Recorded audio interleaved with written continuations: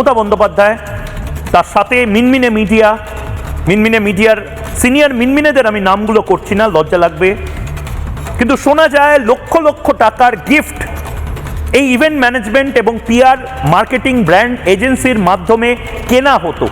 Information এবং cultural যে department রয়েছে, অর্থাৎ তথ্য সংস্কৃতি দপ্তর রয়েছে, তাদেরকে নির্দিষ্টভাবে লিস্ট পাঠানো হতো কলকাতা শহরে একাধিক হোটেল, সেই হোটেলে রুম বুক থাকতো। কি কাজ হতো আমরা জানি না, কিন্তু সেই রুমগুলো কাদের কাজে ব্যবহার হতো মিনমিনে মিডিয়া অবশ্যই জানবে, কারণ একাধিক মিনমিনেদের তালিকাও হয়তো সামনে আসতে পারে।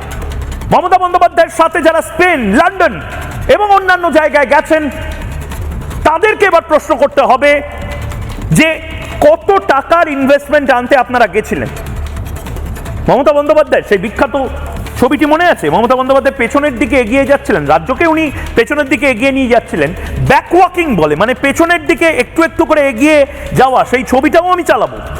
এই ব্যাকওয়াকিং করতে করতে মমতা বন্দ্যোপাধ্যায় কতটা ফ্রন্ট ওয়াকিংয়ে টাকা এই নির্দিষ্ট ইভেন্ট ম্যানেজমেন্ট সংস্থাকে বা পিআর এজেন্সিকে দিয়ে দিয়েছেন ধারণা নেই। আমি পাশে সেই ছবিটা চালানোর জন্য বলবো, কারা কারা এই ছবিতে রয়েছে আমি ফুল ফ্রেমে দেখানোর জন্য বলবো, কারা কারা এই ইভেন্ট ম্যানেজমেন্ট সংস্থার টাকায় বিদেশ ভ্রমণের কিছু সুবিধা নিয়েছেন, তারও এবার খাতা খোলা হবে।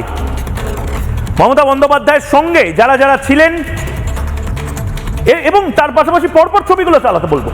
এই যে পেছনের দিকে এগিয়ে যাচ্ছেন মমতা বন্দ্যোপাধ্যায়, এই একটা ছবি নয়, এরকম একাধিক ছবি রয়েছে। আরেকটা ছবি চালানোর জন্য বলবো, মমতা বন্দ্যোপাধ্যায় পিয়ানো বাজাচ্ছেন, কিন্তু এই পিয়ানো বাজানোর জন্য তিনি বিদেশ সফর করেননি। 47-তে এই পিয়ানো বাজানোর জন্য তিনি এই বিদেশ সফর করেননি, তিনি বিনিয়োগ আনতে গেছিলেন। কত টাকার বিনিয়োগ এসেছে? যারা পিয়ানো বাজানোর সময় এই ক্যামেরাটা করেছে, এটাও আমার আপনার ট্যাক্সের টাকা।